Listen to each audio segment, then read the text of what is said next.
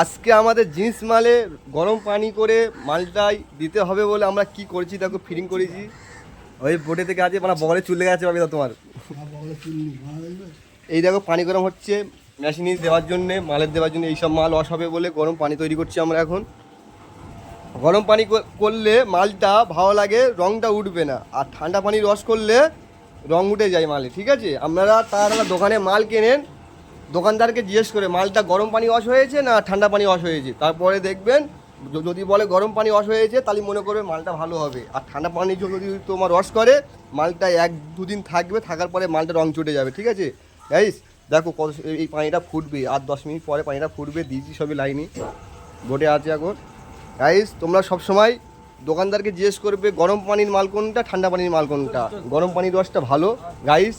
দেখো এটা আমাদের কারখানা।